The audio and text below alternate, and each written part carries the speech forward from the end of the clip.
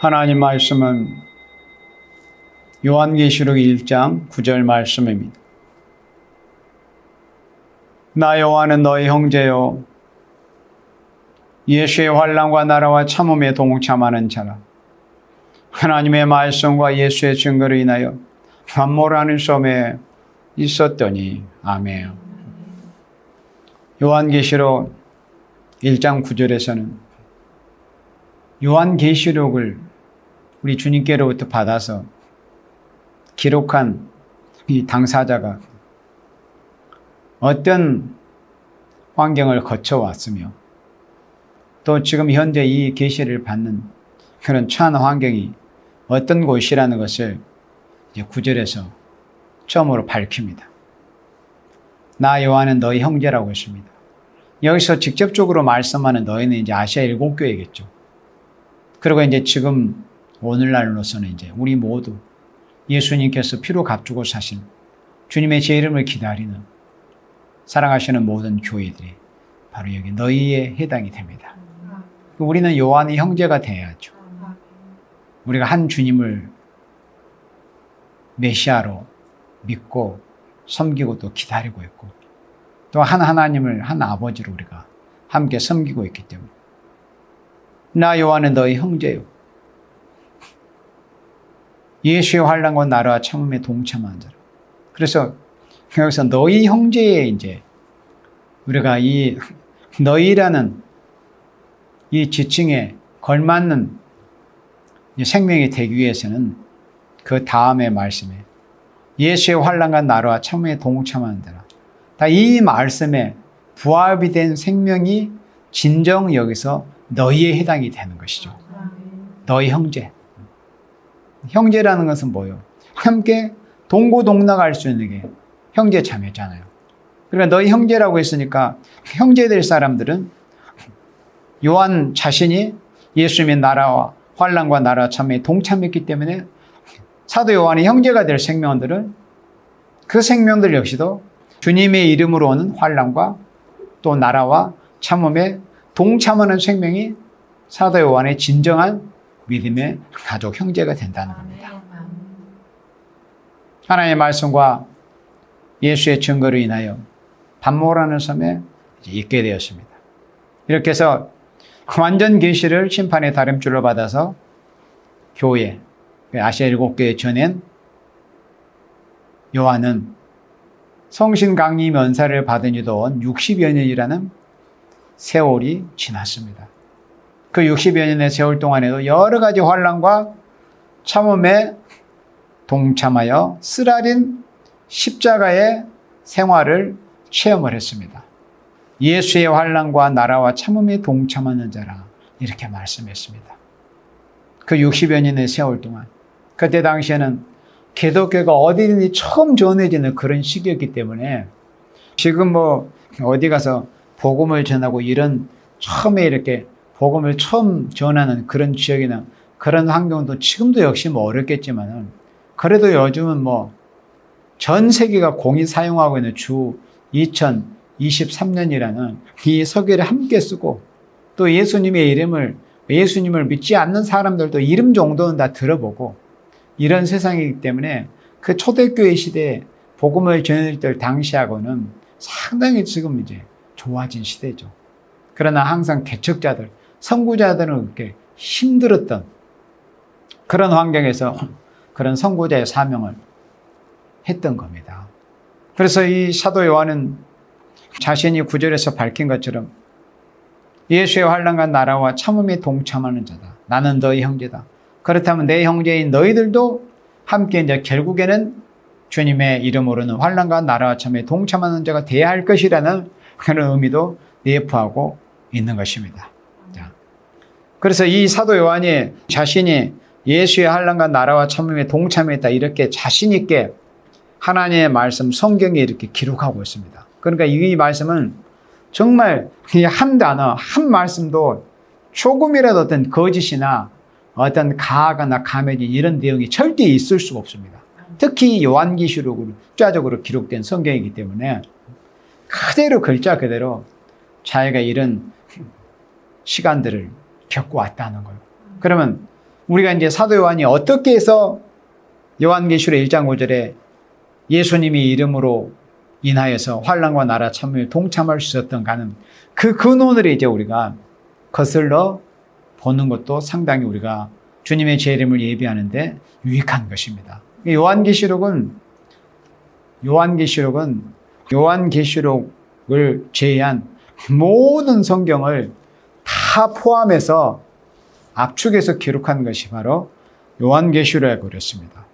그러면 요한계시록 1장 9절에 예수의 환난과 나라 참음에 동참한다는 이 말씀을 기록하기까지 여기까지 예수님 만난 이후 그 60여 년의 짧지 않은 그런 생애 여정 동안에서 이 사도 요한은 어떤 길을 거쳐왔는가 하는 것을 우리가 생각해 보면서 먼저 근원을 우리가 생각해 보지 않을 수 없습니다. 무엇이든지 근원이 있잖아요. 원인이.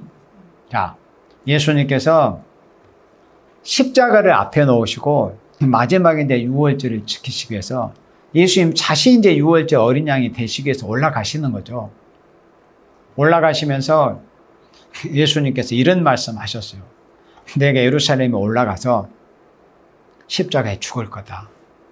대제사장과 장로들한테 내가 고난을 받을 거다. 그리고 내가 죽을 거다. 그렇지만은 사흘 만에 다시 살아날 거다. 이런 예수님의 십자가의 대속과 부활에 대해서 말씀을 하실 그때 마태복음 20장 20절에 이제 그 말씀이 기록이 되어 있어요.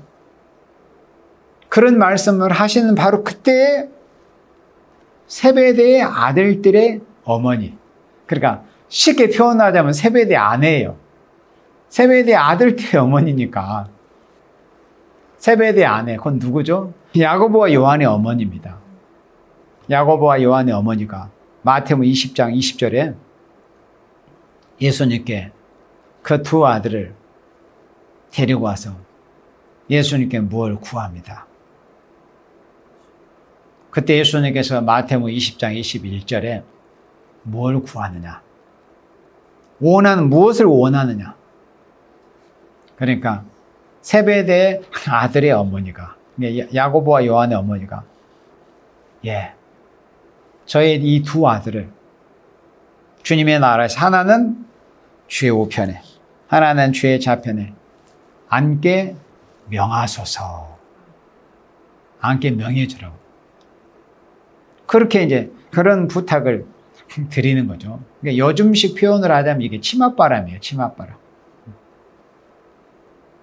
그때 예수님께서 이렇게 대답하십니다. 너희의 구하는 것을 너희가 알지 못한도다. 그러니까 이 말씀은 예수님께서 2000년 전에 하셨지만은 이 말씀은 여전히 지금도 하나님의 백성들 가운데서 이루어지고 현재 진행형으로 이루어져 가고 있어요. 이게 무슨 말씀이냐면은 하나님의 백성들이 자기가 뭘 구하는지조차도 몰라요. 그리고 구하는 것이 자기가 하나님 앞에 뭘 구하는 모습이 기도라고 하잖아요. 자기가 구하는 것이 어떻게 이루어질 것. 그러니까 하나님, 예를 들어서 제가 쉽게 예를 들자면 하나님 저 왕권 받게 해주셔서 그러면 그게 기도잖아요. 근데 그러면 자기가 왕권 받게 해달라고 기도를 했어? 그러면 그 왕권을 받기까지 그 어떤 과정이 있다는 것은 생각하지 못하는 거예요. 그러니까 그것이 뭐냐면 뭘 구하는지를 모르는 거예요. 하나님, 저 하나님 나라에 가서 큰 영광을 누리고 싶습니다. 그러면 그것은 얼마나 기도 자체는 아름답고 소망스럽게 보이지만은 그 기도가 이루어지기까지는 하나님 나라에 가서 큰 영광을 누리기까지는 이 땅에서 얼마나 순종의 생활과 자신을 부인하고 자신을 내놓고 자아를 포기하고 이 세상의 모든 것까지라도 버려버리고 온전히 생명을 바쳐서 주님을 따라갈 수 있는 이런 생활이 돼야만이 주님의 나라에서 주 아들과 함께 영광을 누릴 수 있는 거거든요. 그러면 그 기도가 하나님, 저 하나님 나라에 가서 영광을 누리고 있습니다. 그 기도가 이루어지는 거예요. 그럼 그 기도가 이루어지기까지는 그럼 자기 생명과 또 자기 가족까지 모든 것을 다 내어버릴 수 있는 그런 과정이 있어야 됨을 알지를 못하고 사람들을 구하는 거예요. 네가 구하면서 알지 못한다는 건 바로 그런 의미입니다.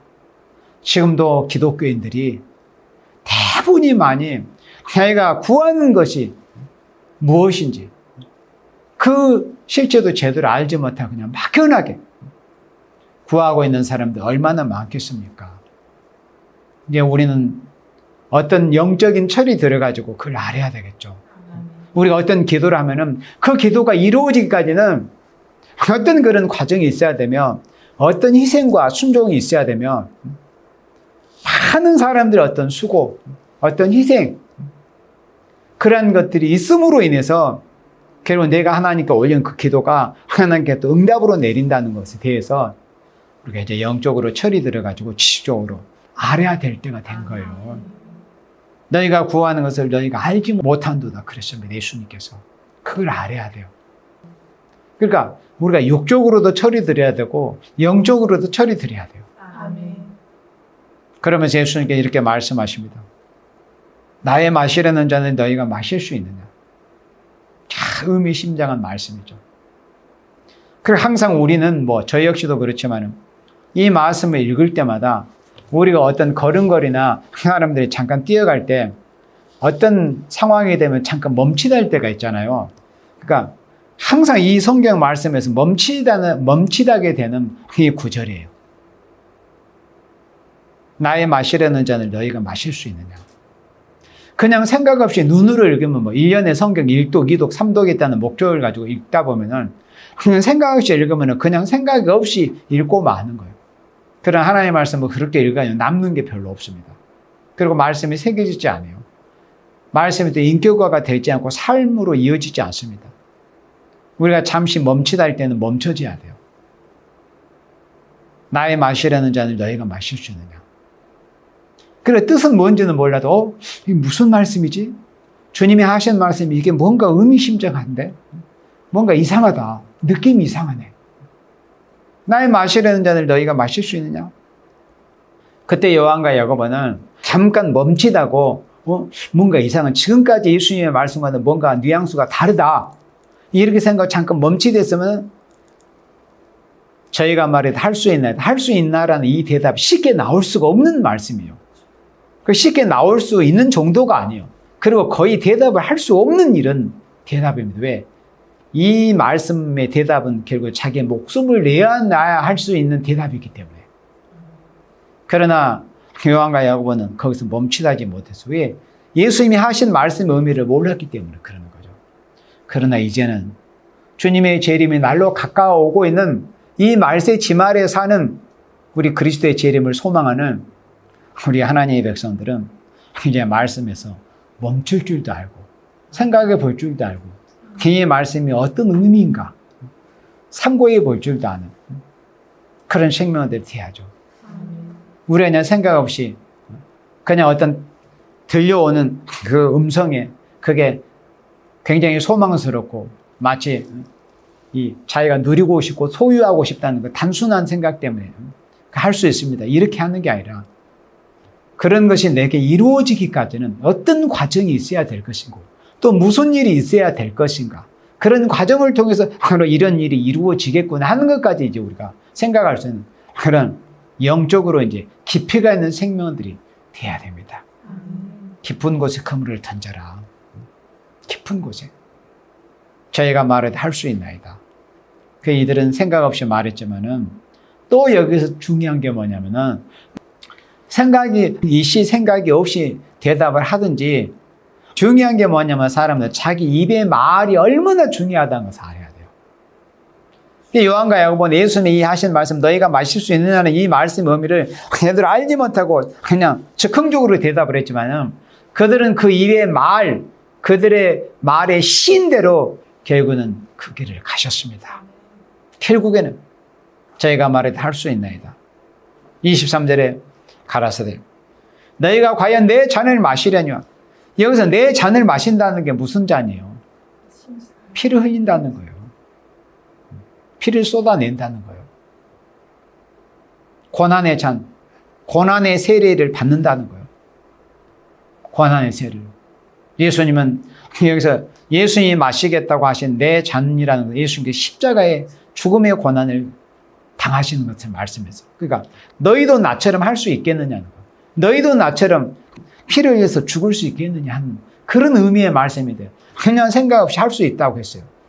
그렇지만은 생각 없이 즉흥적으로 대답했지만 요한과 야고보는 우리 주님께서 택하신 생명이기 때문에 그분들의 입의 시인대로 그 길을 가셨어요. 사도행전 12장이죠. 최초의 사도의 순교자 누구시죠? 야고보입니다. 물론 신약시대 최초의 순교자는 사도행전 7장에 스데반 집사님이에요. 그런데 사도 중에서는 야고보 사도가 제일 먼저 순교하셨습니다. 왜 그랬을까요? 자기 입의 말이 그대로 성취가 된 겁니다. 할 수 있습니다. 그들은 생각 없이 대답했지만 그 입의 말이 결국에는 자신에게 이루어졌습니다. 그러니까 사람의 말이라는 게 무섭고 조심해야 돼요. 말 한마디에 생명이 죽기도 하고 살기도 하는 거예요. 그러나 이분들의 말은 결국에는 아름답게 이루어지게 된 것이죠. 할 수 있습니다. 내 잔을 마실 수 있겠느냐? 할 수 있습니다. 그래서 우리가 어떤 하나님 나라에서 주님 하나님께로부터 우리가 받을 것을 생각할 때, 어떤 영광스러운 것을 생각할 때 반드시 잊지 않아야 될 것이, 마치 바늘에 실 따라가듯이 영광스러운 것은 반드시 치료해야 할 그런 희생이 있다. 치료해야 될 대가가 있다. 수업료가 있다. 반드시 대가가 있다. 그걸 알아야 돼요. 영광은 권한 없이 이루어지는 것이 하나도 없습니다. 치료해야 될 대가가 있습니다. 그래서 우리가 주님께 어떤 영광스러운 것을 받기를 원한다면 항상 그걸 먼저 생각을 해야 돼요. 그리고 그 길을 갈 수 있는 사람이 하나님께 제가 주님 나라에서 주님과 함께 영광을 누리게 해주시옵소서, 그렇게 기도할 수 있는 사람이 되는 거예요. 기도할 수 있는 자격자가 되는 거예요. 그런 삶을 살려고 하는 생명들이 그렇게 기도할 수 있는 자격이 성립이 된다 이겁니다.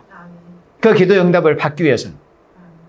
기도는 하고 제가 하나님 나라에서 영광을 누리게 해주세요. 저 주님의 우편에 앉고 싶습니다. 그렇게 백날 기도해도 그런 영광을 누릴 만한 그런 삶이 살아내지 못하면 어떻게 그 기도가 응답으로 내리겠느냐 그겁니다.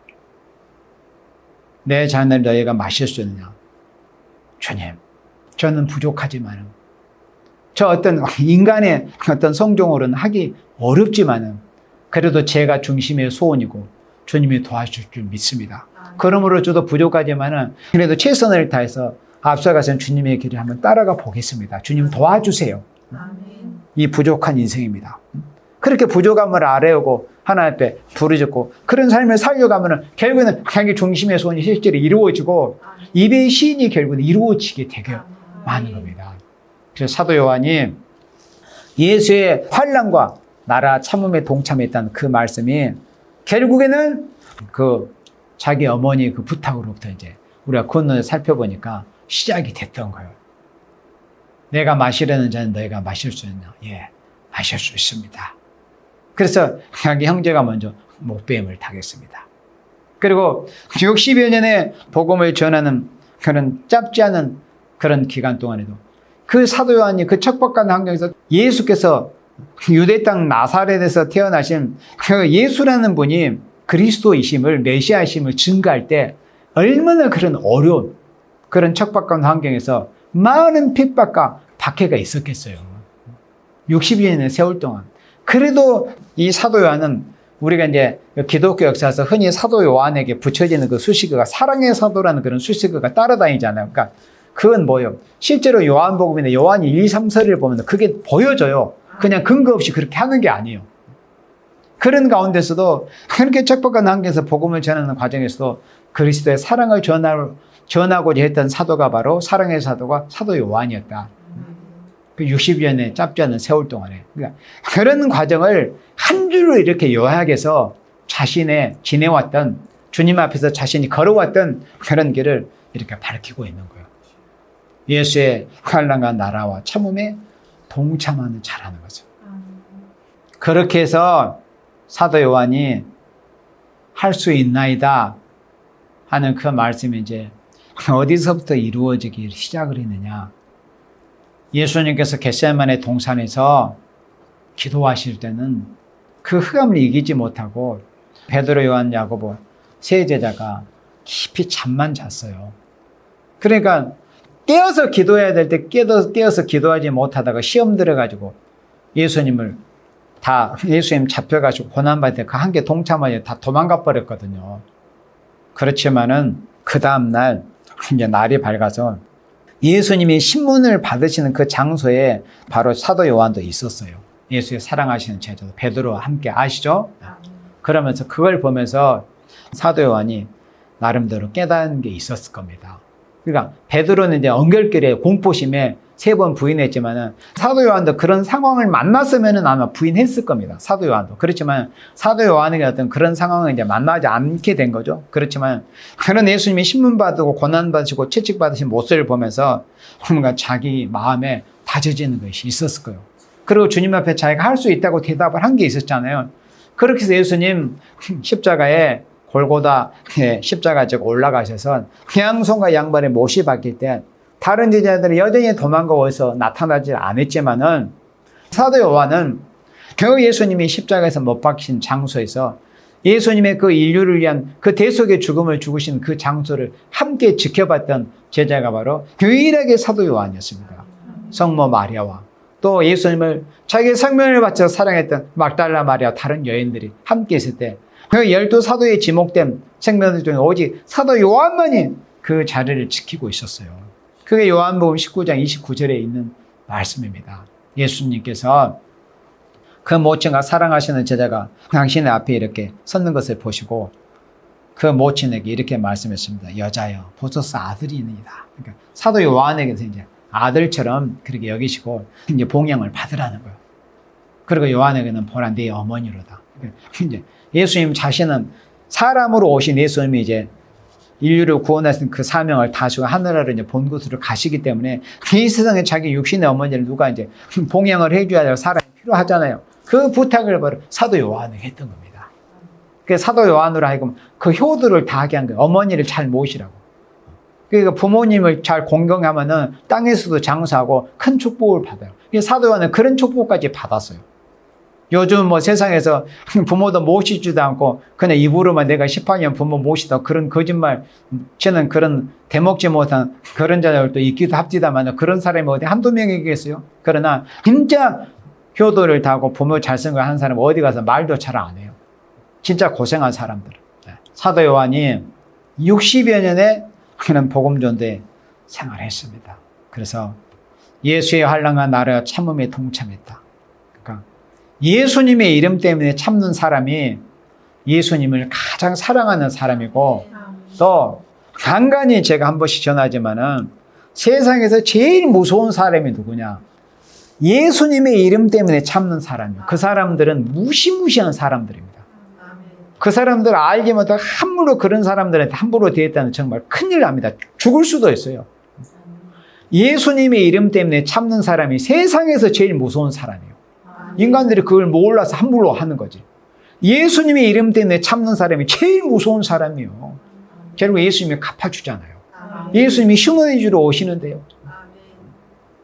그래서 이렇게 사도 요한은 예수의 환난과 나라와 참음에 동참하는 생명이 되었습니다. 그 영계는 완전 계시를 받을 만한 그런 자리에 이르게 되었어요.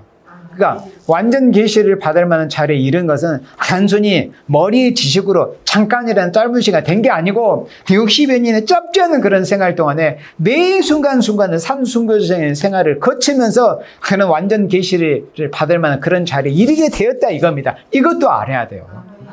뭐 짧게 어떻게 무슨 뭐 세상 벼락치기 공부하듯이 그것이 하나님 나라에서 통하지를 않아요.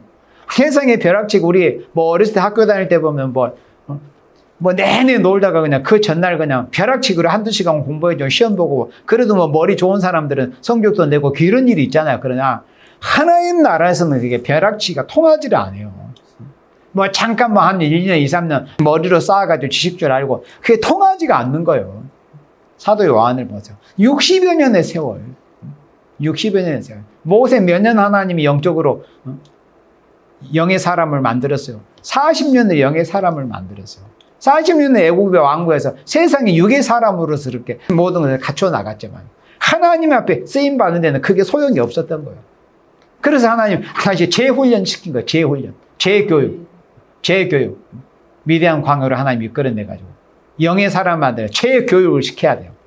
그러니까 인생들은 다 그와 같은 거예요. 예수님 만나서 재교육을 받아 인간 개조가 돼야죠. 인간 개조, 신령한 사람들은 모세처럼 쓰임 받고 요한처럼 쓰임 받으려면. 사도 요한이 얼마나 신령한 사람이었던가 하는 것을 요한복음을 읽어보면 알죠. 사복음이 있잖아요. 물론 성경 말씀이 다 훌륭한 말씀이고 복된 생명의 말씀, 특별히 사도 이 요한복음 얼마나 그 영성이 깊습니까?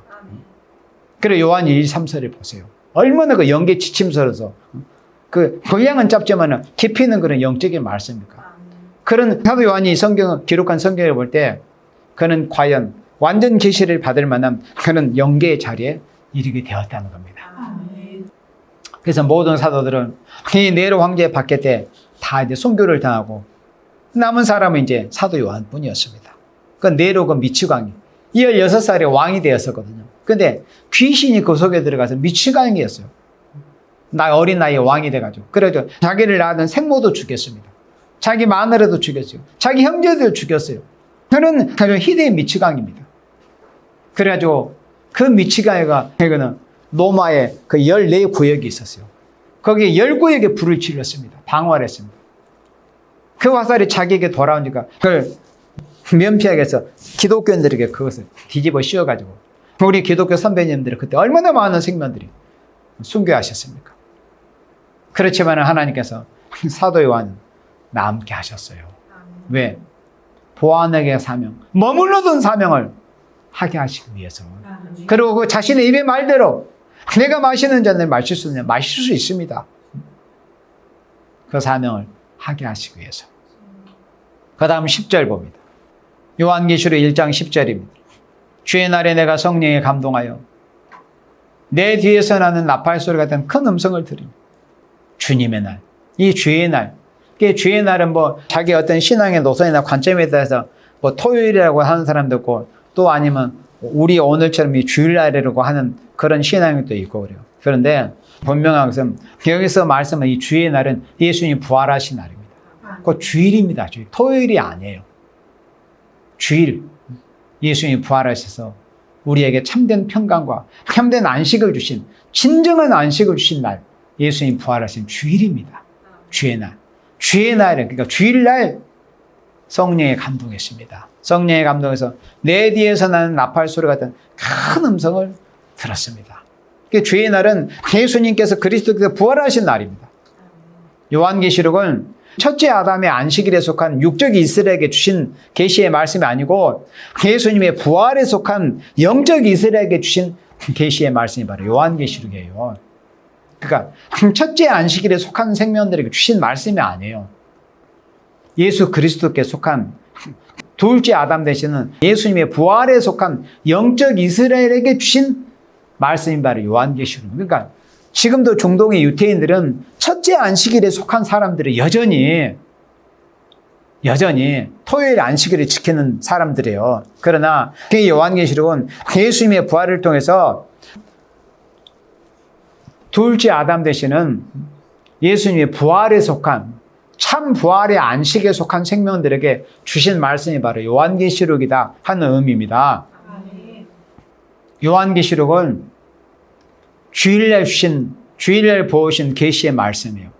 요한계시록은 주일날 보신 계시의 말씀인데 그 주일날은 사도행전 2장에서 우리가 본 것처럼 성령이 강림하신 날이 이 인생들에게서 떠나가 버리셨던 그 성령께서 대중적으로 다시 강림하신 날이 오순절 날이거든요. 그러니까 그 오순절 날도 사실 우리가 계산을 6월절부터 계산을 해보면 주일날이거든요. 그러니까 주일날 성령께서 대중적으로 강림하셨어요. 또 주일날 예수님께서 천사를 보내서 밤모섬에서 그러니까 이 구절이 이제 마지막 부분에 밤모섬에 있게 됐다고 했잖아요. 다 이제 원수들한테 박해를 당해서 핍박을 당하고 죽임을 당하고 사도 요한만 이제 남겨두셔가지고 그들이 사도 요한을 해치려고 하고 죽이려고 했지만 그 죽일 수가 없고 해칠 수가 없는 거죠. 왜? 예수님께서 그 보안에게 사명을 반드시 감당해서 이후에 마땅에 대해 예언의 말씀을 전해서 피로 갑주간 사신 교회가 인간 종말의 환난 가운데서 살아남을 수 있는 이런 복음을 받아서 전해줘야 될 사명인데 그 사명을 하지 못하고 죽어버리면 어떻게 되겠죠? 그러니까 그들이 이 원수에서 이렇게 죽이려고 했지만은 결국은 못 죽이고 이제 밤모섬으로 귀양을 보낸 거죠. 거기서 고립시켜가지고 활동을 못하게 하려고.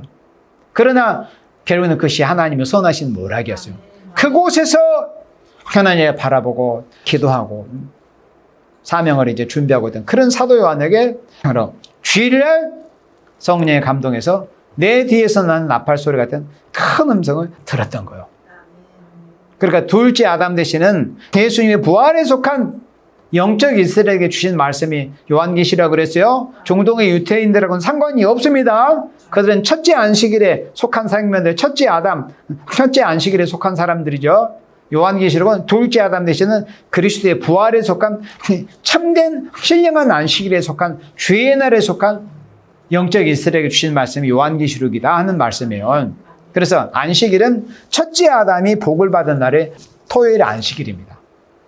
그것은 한 일의 마지막 날이에요.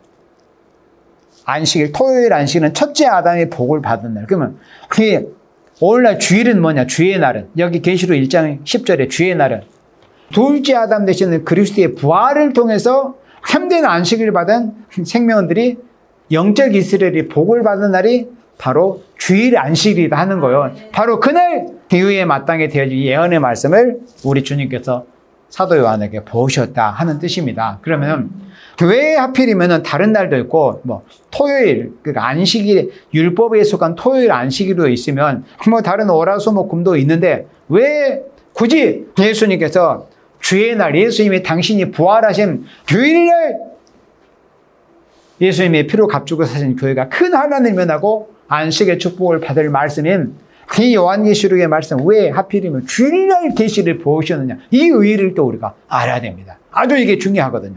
그러면 첫째, 주의 날의 계시를 보여준 일에 대해서 첫 번째는 주님께서 부활하신 날은 우리 인생이 아담의 범죄로 참된 평화와 안식을 잃어버렸잖아요. 에덴 동산에서. 그런데 주의 날에 왜 주의 날 예수님이 부활하신 오늘 같은 주일날 이 계시를 보여주느냐 할 때 첫째, 주님께서 부활하신 날은 우리 인생에게 참된 평화 안식을 이루어 주신 날이기 때문에 참된 평화 안식을 이루어 주실 말씀 이 요한계시록을 참된 평화 안식을 이 주일날 주셨다 이겁니다. 첫째 아담이 범죄에서 안식을 잃어버린 그 안식을 찾아주시기 위해서 둘째 아담 예수님께서 십자가에서 죽임을 당하셨지만은 그 사망의 권세를 이기시고 승리의 부활을 하시는 날로 우리에게 새로운 안식을 주신 날이 바로 우리가 지키고 있는 이 주일이에요. 주일 안식을. 바로 이날 이 요한계시록을 주신 겁니다. 그러니까 참된 안식, 영원한 안식을 되찾아주신 이 주일날 안식으로 들어갈 말씀인 이 요한계시록을 주셨다 하는 그런 말씀입니다. 그 다음에 두 번째는 주의 날의 계시를 보여준 일에 두 번째 의의는 부활절은 구약시대의 절기에서 어떤 절기에 해당이 되죠? 유월절에 해당이 되죠? 그래서 예수님이 유월절 어린 양으로 들여지었잖아요. 그러니까 예수님의 부활절은 유월절 절기 기간에 이루어진 거예요. 그러니까 첫날에 유월절을 그 다음으로 이제 한 일을 목요절기라고 했잖아요. 그러니까 유월절 절기에 이루어진 기간, 예수님의 부활은. 자, 예수님의 부활은 유월절 절기에 이루어진 그 예수님의 부활인데 이스라엘 민족이 애굽에서 나온 그 절기가 그리스도의 부활과 동일합니다. 이스라엘 백성이 애굽에서 나온 그 절기가 그리스도의 부활과 동일해요. 왜 그러느냐? 예수님이 십자가에 죽으시고 부활하신 그 절기가 구약시대 그 유월절 절기 기간에 포함이 되어 있다 이거예요. 그러니까 역으로 생각을 하면은 유월절 절기가 예수님의 그리스도의 부활과 같은 거예요. 그래서 앞으로 재앙의 날에 구원받을 일은 바로 유월절과 같다는 겁니다.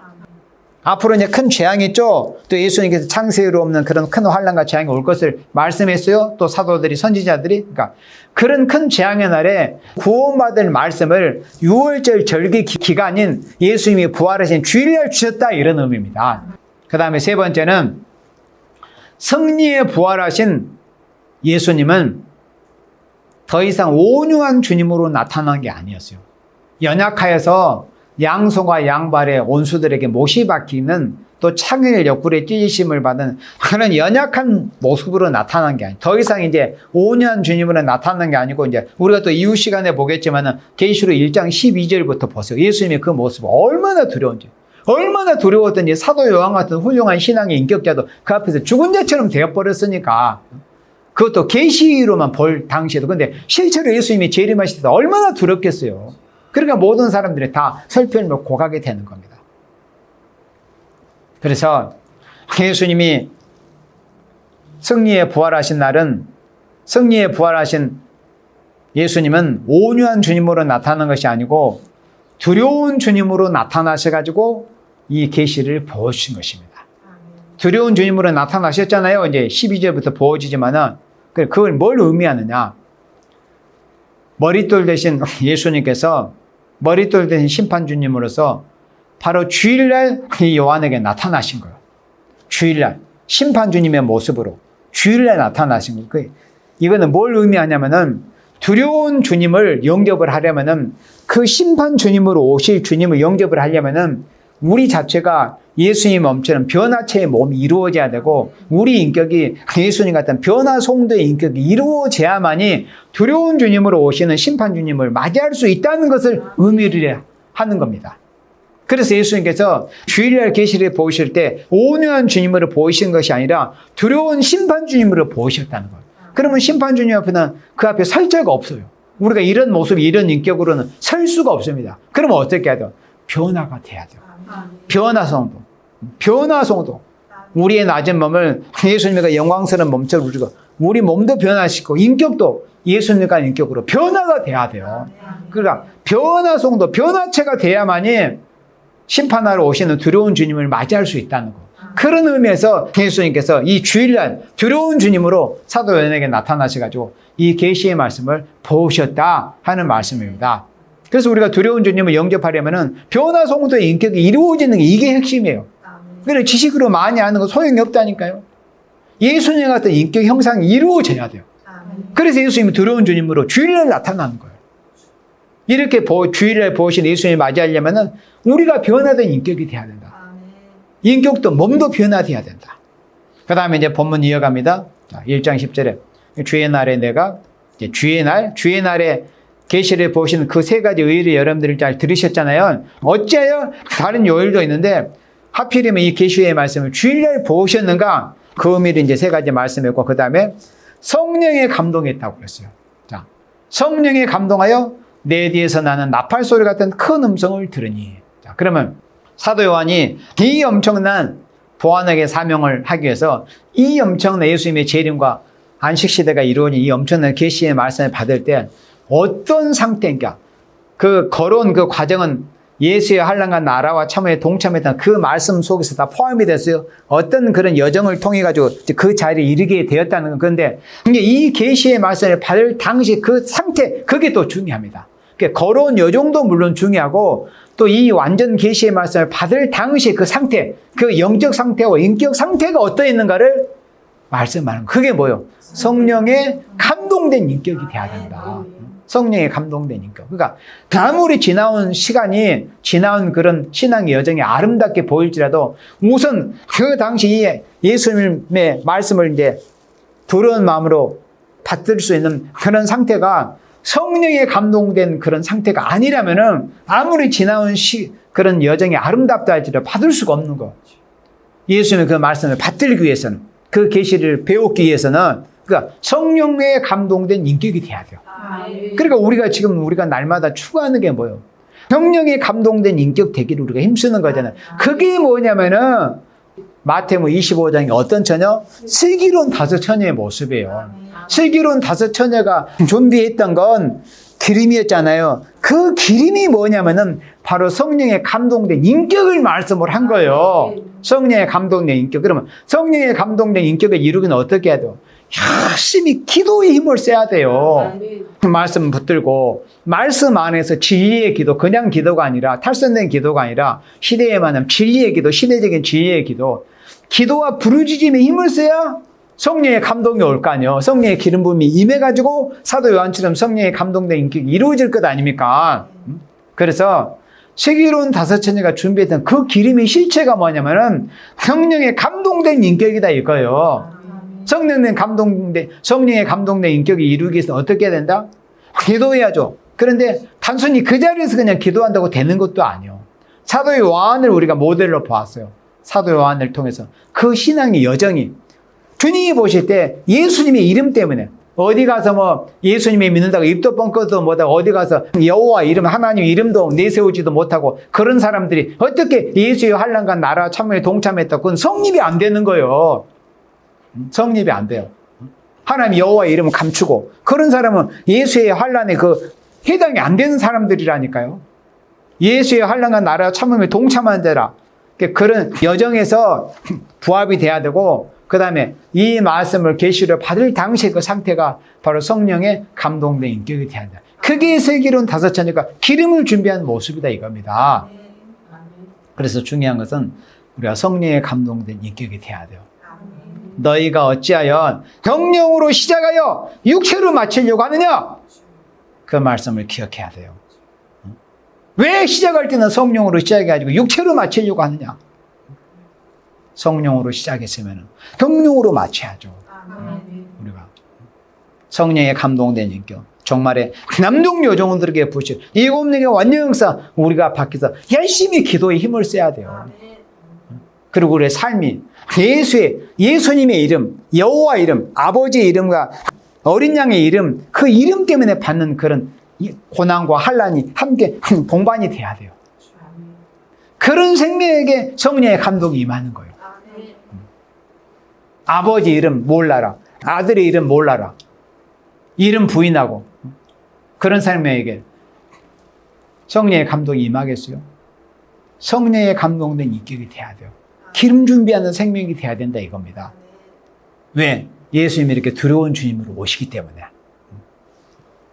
그래서 성령에 감동하여 내 뒤에서 나는 나팔소가 큰 음성을 들었다. 자, 성령의 큰 감동이 그에게 임하는 동시에 그 뒤에서 신의 음성이 나팔소리 같은 그런 소리를 크게 이렇게 들려오는 모습이 보여졌습니다. 그래서 사람이라는 것은 이 성신의 감동이 없이는 영계를 볼 수가 없어요. 그러니까 이사야 선지나 우리 모든 선지자들이 있고 사도 요한, 스데반 집사님, 사도 바울이, 사도 요한 모두가 다 성령에 감동된 상태에서 영계를 보았던 거예요. 그러니까 성령의 감동이 없이는 영계도 볼 수도 없고 영계에서 들려오는 음성을 들을 수가 없어요. 주의 음성을. 그리고 영계의 세계의 것을 도저히 알 수도 없습니다. 그래서 중요한 게 뭐냐면 성령의 감동이에요. 성령의 감동을 받으려면 어떻게 해야 된다? 열심히 기도해야 된다. 기도만 해야 되냐? 생활이 성령의 감동을 될 만한 그런 생활이 돼야 된다 이거예요. 그래서 성령의 감동된 인격이 돼야 그게 곧 슬기로운 다섯 처녀가 기름을 준비한 모습이다 이겁니다. 기름이 준비돼야 그 말씀의 등불을 밝히는 거죠. 그래서 신랑으로 오시는 주님의 길을 예비할 수 있는 겁니다.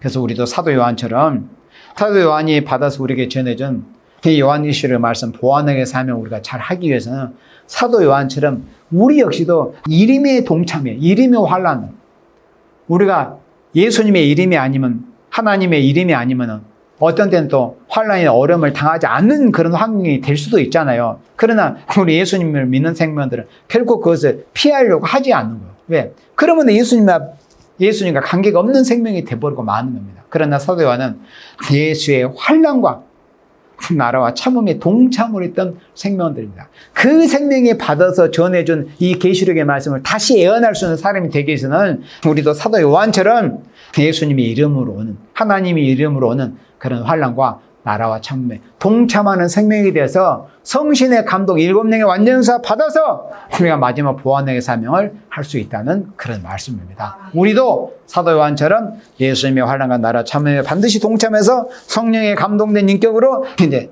우리가 완전 계시의 말씀을 온 세상에 다시 1003년 반 1260이라는 기간 동안에 다시 예언할 수 있는 복된 사명을 감당할 수 있는 우리 모두가 되어지기를 주님의 이름으로 축원합니다. 아멘.